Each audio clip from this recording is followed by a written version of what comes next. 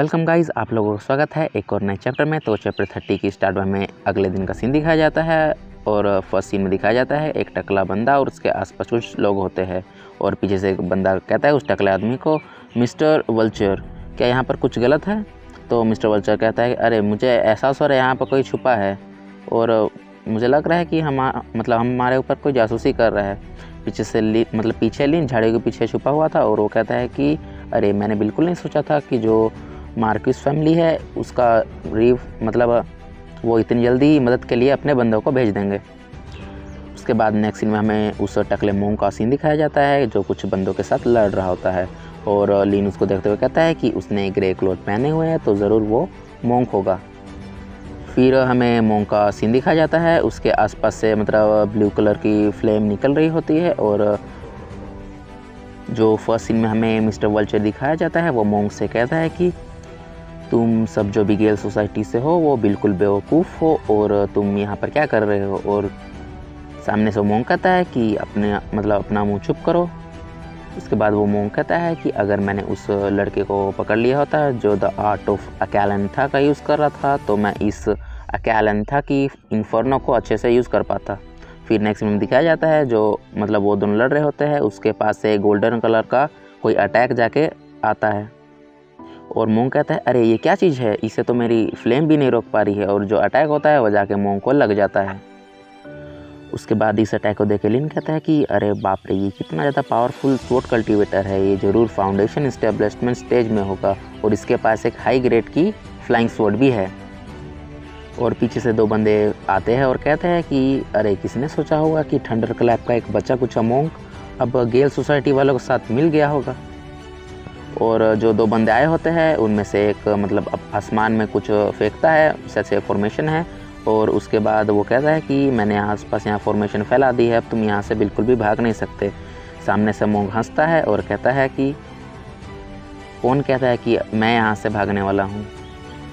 उसके बाद मोंग अपने पास से बहुत सारे गोल्डन बॉल निकाल के उन बंदों की तरफ फेंकता है और सामने से बंदा कहता है अरे ये क्या चीज़ है।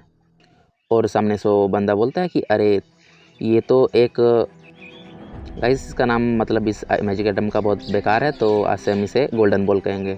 वो कहता है तुम्हारे पास 24 गोल्डन बॉल्स है, क्या तुमने इसे रिफ़ाइन कर लिया? ये ज़रूर तुम्हारे सेक्ट का कोई मैजिक आइटम होगा। उसके बाद सामने से दूसरा बंदा कहता है कि तुमने ज़रूर अपने सेक्ट वालों को धोखा दिया होगा, तुमने ये ज़रूर वहाँ से चुराया होगा।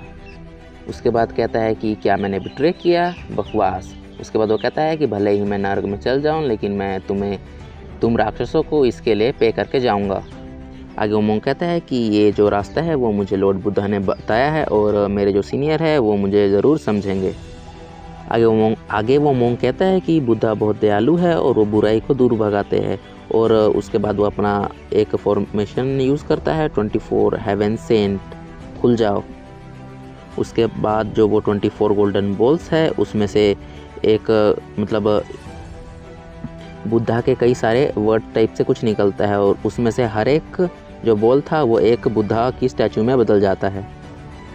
आगे लिन बताते हुए कहता है कि ओ माय गॉड, ये जो हर एक सेंट इस स्टैचू की बात हो रही है, इसको सेंट कहेंगे हम, हर एक cent foundation establishment stage cultivator के बराबर है। आगे लिन कहता है कि अरे बाप रे ये मोंग कितना खतरनाक है, इसके पास इतना डेंजरस वेपन कहाँ से आ गया। आगे वो मोंग कहता है कि बुद्धा बहुत ही दयालु है, अगर तुम उनसे माफ़ी मांगोगे तो वो तुम्हें माफ़ कर देंगे। आगे सामने से एक बंदा कहता है अरे बाप रे डैम, ये तो एक साइकिक अटैक है, हम इससे कैसे बच सकते हैं। और उसके साथ में जो छोटे छोटे बंदे थे स्मॉल कल्टीवेटर, वो कहता है कि हाँ हम ये सब मान लेंगे। और सामने से जो वो स्वॉर्ड वाला कल्टीवेटर होता है वो एक बुद्धा की तरफ उस सेंट की तरफ एक स्वॉर्ड फेंक देता है और कहता है कि मैं तुम्हें काट के मार दूंगा। लेकिन उस स्वॉर्ड से उसका जो सेंट होता है उसका हल्का सा बस क्रैक नहीं थोड़ा सा टूट जाता है और वो कहता है कि बंदा कि अरे बाप रे ये सेंट तो बहुत ही ज़्यादा स्ट्रॉन्ग है। और वो सेंट उस स्वॉर्ड को पकड़ लेता है और अपना एक पंच उस बंदे को जाके मार देता है। लेकिन वो बच्चा कूद के बच जाता है और कहता है कि मेरी जो हाई लेवल की स्वॉर्ड है वो वापस आ जाओ मेरे पास। लेकिन वो जो सेंट होता है वो उस स्वॉर्ड को नहीं छोड़ता है और वो उसके पास स्वॉर्ड नहीं आ पाता है। उसके बाद लिन कहता है कि को प्रोटेक्ट करना और ये को बचाना बहुत ही थोड़ा मतलब मुश्किल काम है। सबसे पहले मुझे उस मोंक को डाउन करना पड़ेगा और मुझे उसकी वीकनेस को खोजना पड़ेगा। और लिन यान को अपने पास बुला के कहता है कि मेरी बात सुनो। आगे यान कहता है कि अरे ये कैसा प्लान है आपका। लिन इसका रिप्लाई में देता है कि मैंने जो प्लान बनाया है वो बहुत ही अच्छा है और ज़रूर ये काम करेगा और ये तुम्हारे लिए भी बहुत अच्छा है। चैप्टर 31 हमें दिखाया जाता है मोंक को, जो उसके 24 सेंट्स होते हैं वो सब मिल के एक मतलब शील्ड टाइप से कुछ बना लेते हैं। और मोंक तभी देखता है कि अरे ये तो वही बंदा है जो द आर्ट ऑफ अकालंथा यूज़ कर रहा था।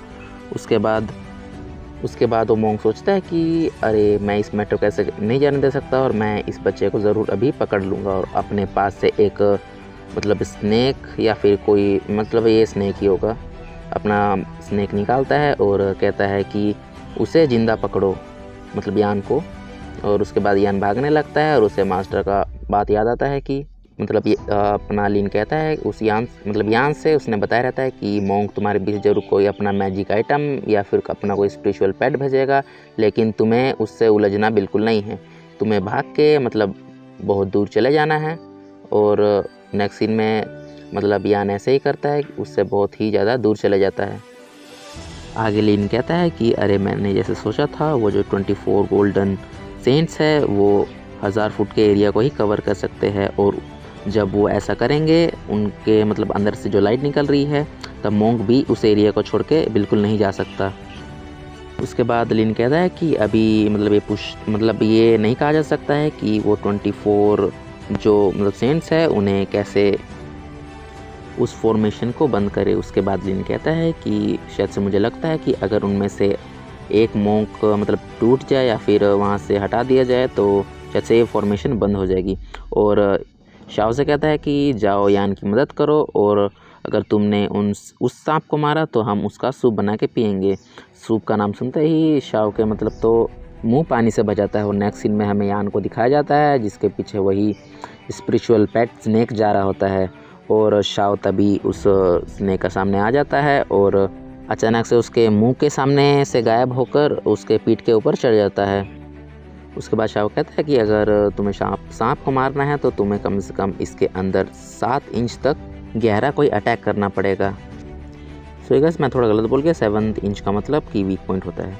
उसके बाद शाओ कहता है कि तुम ज़रूर बड़े होंगे लेकिन मैंने तुम्हारा वीक पॉइंट खोज लिया है। उसके बाद अपना वही 9 हेवनली थंडर से उसके वीक पॉइंट पर अटैक कर देता है। उसके बाद यान भी अपना मतलब एक अटैक करता है और कहता है कि तुमने मुझे बहुत भगाया और अब मैं तुम्हारे मज़े लूँगा। और अपना वो अटैक करता है the red lotus break. Guys वही अटैक है मतलब उस मिंगयू ने इसे दिया था। और वो कहता है कि चलो अब इसे आज आजमा के देखा जाए और अपना अटैक उस सांप पे कर देता है जिससे वो पूरा सांप ही जलने लगता है। और मतलब ये सब लिन देख रहा होता है और कहता है कि ये दोनों बादशाह तो बहुत ही ज़्यादा निर्दयी है, अच्छा हुआ ये मेरे डिसाइपल्स हैं। और आगे वो कहता है कि चलो अब इन्होंने ऐसा कर दिया तो मुझे अब चिंता करने की कोई ज़रूरत नहीं। और वो सांप अपने मुंह से एक मैजिक आइटम निकालता है और उस मैजिक आइटम को ओपन करने लगता है मतलब यूज़ करने लगता है। और लिन कहता है कि अरे उस मैजिक आइटम का पावर लगभग फाउंडेशन स्टेब्लिशमेंट स्टेज कल्टीवेटर के बराबर है। और उसके बाद हमें वो जो मैजिक आइटम है उसे दिखाया जाता है। उसके बाद लिन कहता है कि वो मैजिक आइटम बड़े मतलब भले ही बहुत ज़्यादा पावरफुल लेकिन वो शायद से थोड़ा टूट गया है। लिन कहता है कि वो जो स्नेक है वो इस मैजिक आइटम का मतलब स्पिरिचुअल एनर्जी का यूज़ करके अपना स्ट्रेंथ को बढ़ा रहा है। और आगे वो कहता है कि अरे बाप रे वो जो मोंक है उसका प्लान तो बहुत ही अच्छा था। उसके बाद शाओ अपना जो वही 9 हेवनली थंडर का यूज़ करता है उस सांप के ऊपर। उसके बाद यान कहता है गुड जॉब, बहुत अच्छी बात है, मतलब तुमने बहुत अच्छा किया। लेकिन अचानक वो देखता है कि सांप का मतलब उस अटैक का सांप पर कोई असर ही नहीं हुआ है। उसके बाद वो शाओ की तरफ वही मैजिक आइटम का मतलब शायद से यूज़ करने वाला होता है और लिन कहता है कि शाओ तुम्हारे सामने देखो। उसके बाद इसी मिस्टीरियस एंडिंग के साथ चैप्टर होता है ख़त्म। देखते हैं शाओ बच पाता है कि नहीं इस अटैक से। तो मिलते हैं एक और नए चैप्टर में, तब तक के लिए बाय बाय।